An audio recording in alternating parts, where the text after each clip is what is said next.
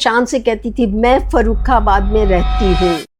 फर्रुखाबाद तो दबंगों का शहर है या वो काफ़ी पिछड़ा हुआ शहर है। कहीं भी बड़ी जगह गई, दिल्ली गई, बम्बई गई, अरे फर्रुखाबाद वो तो गुंडों बदमाशों का है, वो तो किडनैपर्स का है, वो तो डाकुओं का है। बहुत बुरा लगता था। ये नगरी बुद्ध की नगरी है, ये नगरी द्रौपदी की नगरी है। जब द्रौपदी की शादी हुई होगी तो कान्हा भी आए होंगे जरूर। मेरे पिताजी स्वतंत्रता सेनानी थे। उस समय स्वतंत्रता सेनानी को टेररिस्ट माना जाता था। विकलांग सेवा का पीड़ा उठाया ये सन 90 से। तब मैं 1 महीने का करती थी जिला अस्पताल। करंट टाइम की जो पॉलिटिक्स है, आपको लगता है कि ये लोग नेशनलिटी पे तो डिपेंड हैं, प्लस इसके साथ साथ कास्टिज्म भी काफ़ी ज़्यादा। अगर हम अपने वैदिक काल में जाते हैं तो जाति कोई थी नहीं। जो कोई काम करता था वो उसी जाति का माना जाता था। कोई लोहे का काम कर रहा है, लोहार कर दिया। कोई कपड़ा धो रहा है तो धोबी कह दिया। इस तरह की पॉलिटिक्स कब तक चलेगी?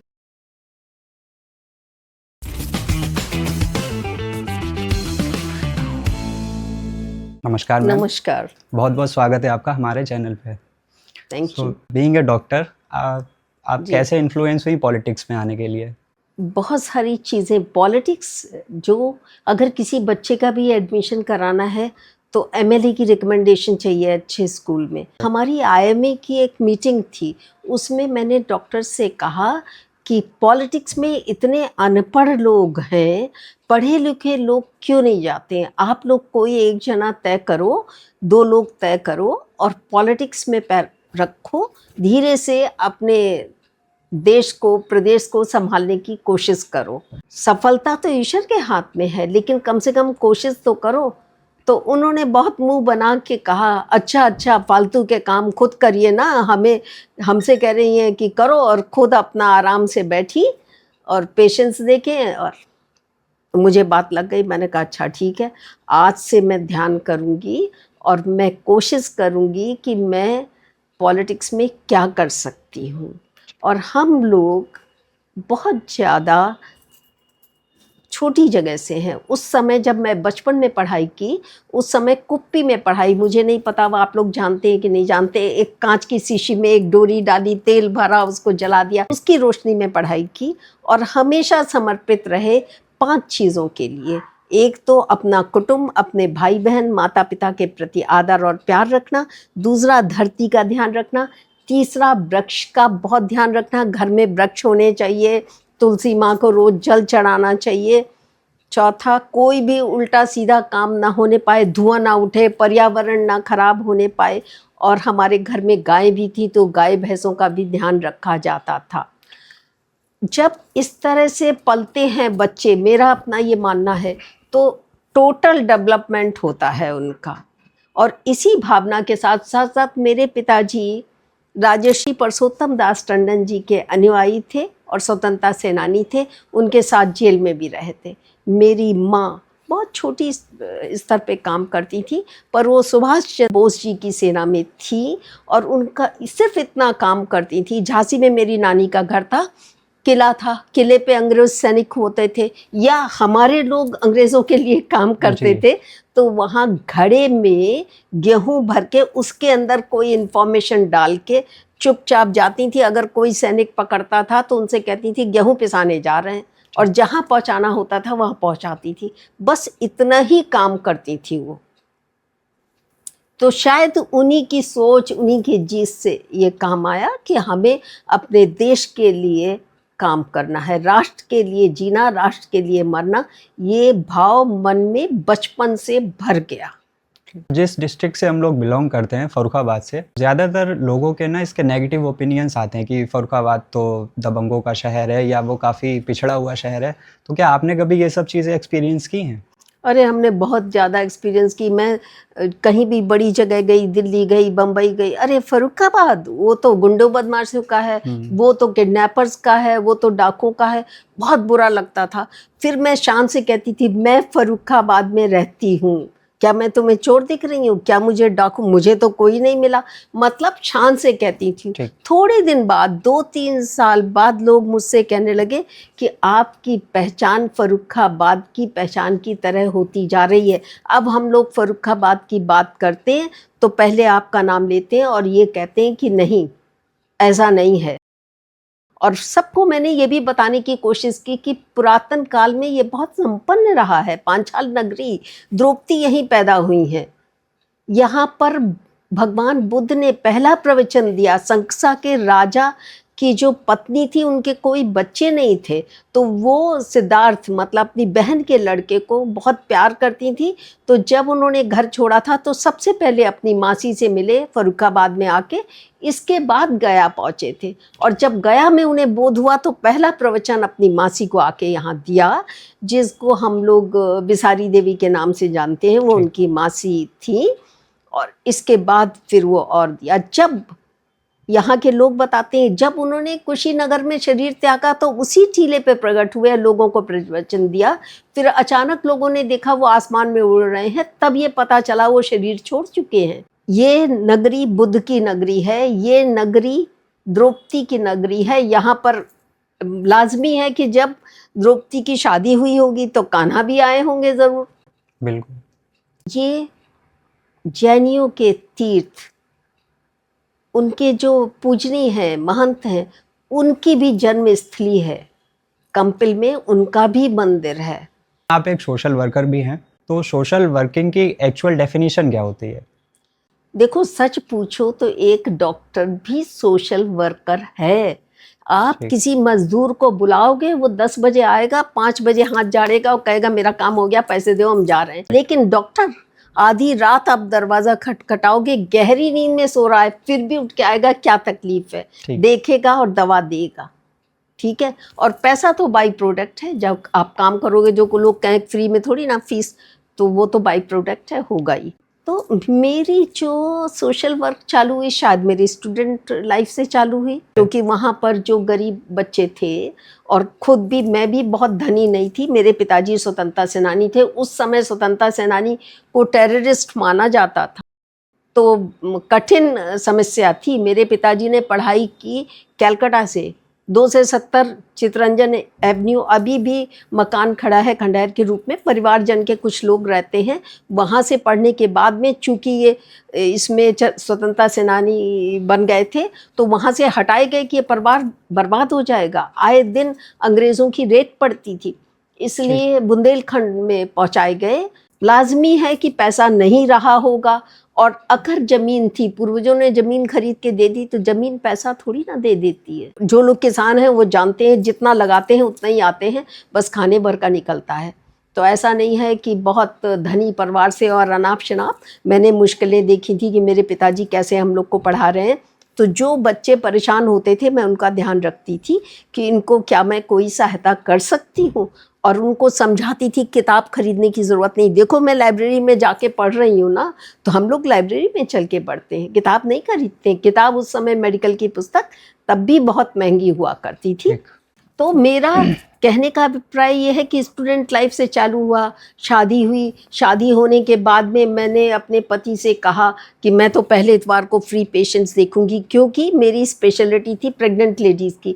अगर हर महीने फ्री देख लूँगी तो पूरे 9 महीने गरीब महिला भी दिखा सकती है। शुरू में उन्हें इतराज़ हुआ, अरे इतने पैसे, तब ज़्यादा पैसे होते थे, इतने पैसे बर्बाद करती हो जो आ सकते थे। लेकिन मैं सख्त हो गई कि नहीं, मैं फ्री देखूंगी।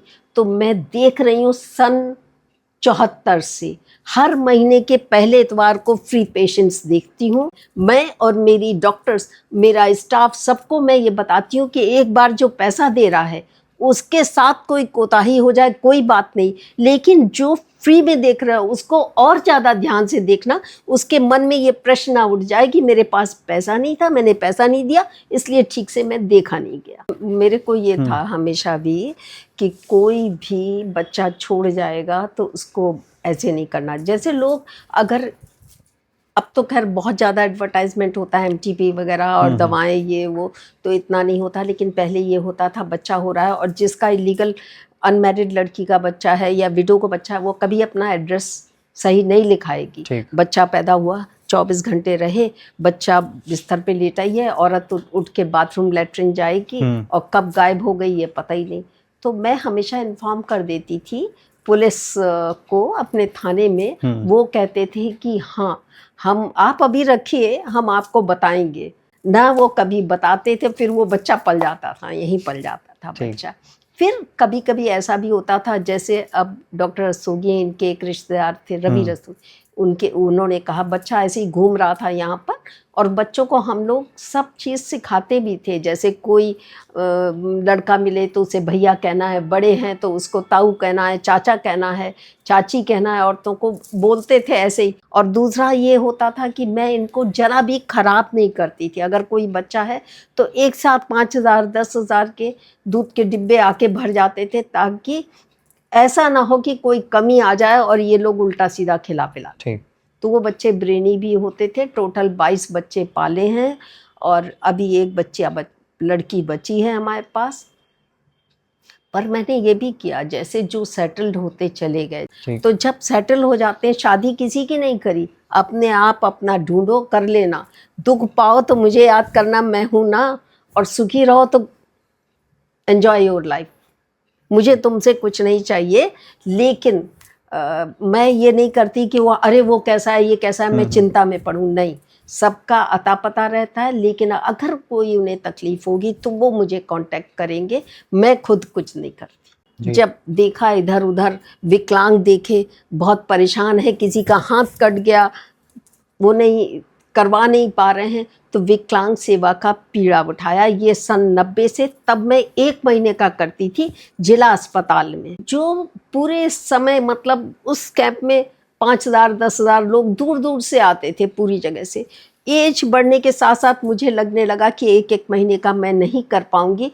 फिर सतवाड़े के लोग सहायता के लिए हर समय खड़े रहते थे, तो फैंसी डाइंग वालों का मैंने उनसे बात करी कि आप थोड़ा सा चार्ज लेना चालू करो मेरे कामों का, ताकि मेरे बाद ये काम चल सके। तो हम लोगों ने ये तय किया कि हम लोग 4 महीने में करेंगे और 3 दिन का करेंगे, 1 महीने का नहीं कर पाएंगे। इस समय मैं नाम लेना चाहूँगी मिसेस प्रमिला छावड़ा। वो खुद भी विकलांग हैं, और उनकी पूरा 1 महीने वो वहीं रहती थी, और किसी चीज़ की भी ज़रूरत होती थी वो मुझे बताती थी, वो पूरी की जाती थी। अब 4 दिन का होता है, 4 दिन में कोई दिक्कत नहीं। अब विकलांग सेवा आई कैसे? आई ऐसे कि जयपुर फुट जिन्होंने मेहरा साहब ने लगाया था, स्टार्ट किया था, वो और मेरे चाचा जी क्लास फेलो थे। दोनों में से अब कोई इस संसार में नहीं है, लेकिन चाचा जी ने कहा तुम ये सेवा का कार्य चालू करो। तो आज तक जयपुर फुट वाले उसी तरह से सपोर्ट करते हैं। जब हम लोग बुलाते हैं तब वो आते हैं। अब जैसे किसी का पैर कट गया तो फ्री उसको आर्टिफिशियल लेग देते हैं, हाथ कट गया फ्री देते हैं।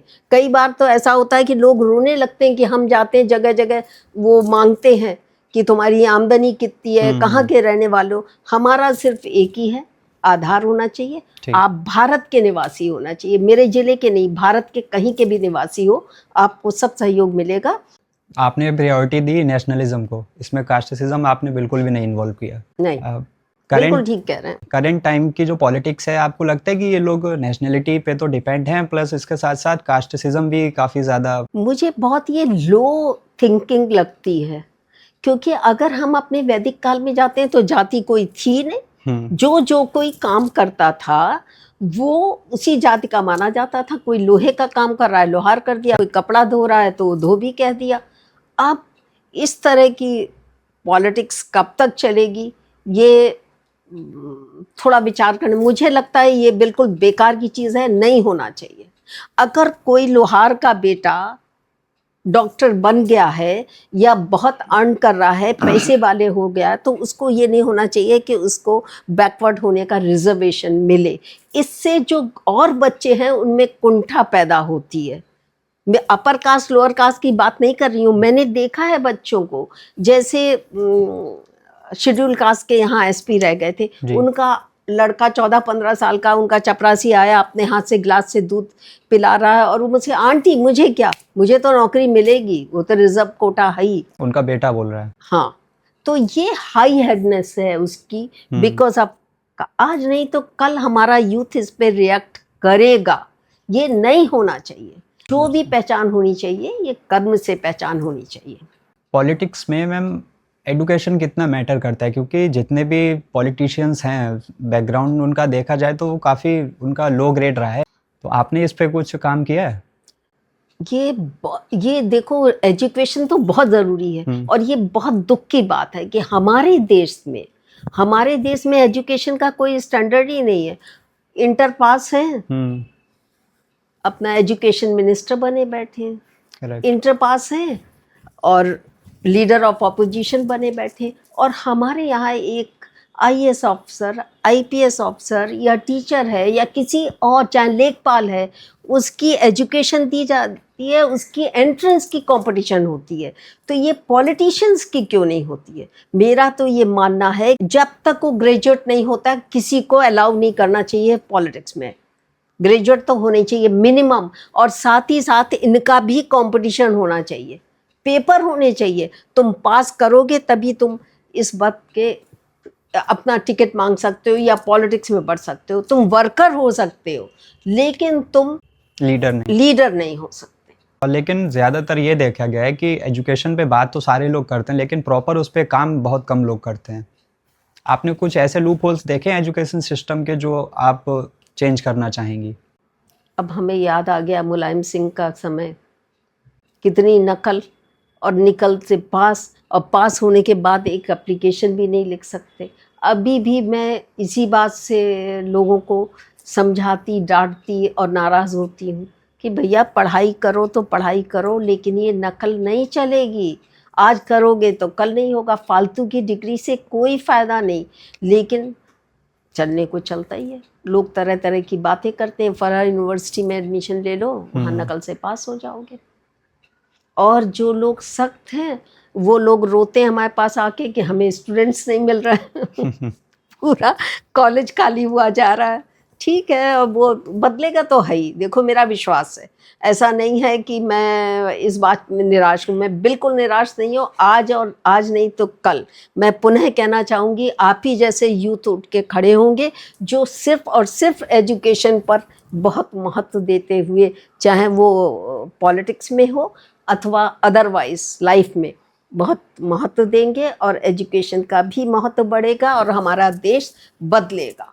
सबसे ज़्यादा जो सिविल सर्विसेज में पास होते हैं वो बिहार से ही बिलोंग करते हैं। तो आपने कुछ ऐसा नोटिस किया कि बिहार में स्पेशली ऐसा क्या है कि वहीं के बच्चे सबसे ज़्यादा आईएएस और पीसीएस बनते हैं? कभी कभी मन में ये भी आता है कि चाणक्य का आशीर्वाद है उन्हें, नालंदा का, धरती माँ का आशीर्वाद है उन्हें, जो निकलते हैं। और उनके घर वाले बहुत सख्त हैं। उनके जो बाबा दादी हैं, उनके माता पिता तो कहीं और नौकरी करते हैं, चाहे वो मजदूरी करें या वो बम्बई जाके काम करें, दिल्ली जाके काम करें, लेकिन बाबा दादी डंडा लेके बैठे रहते हैं और पढ़ाते रहते हैं।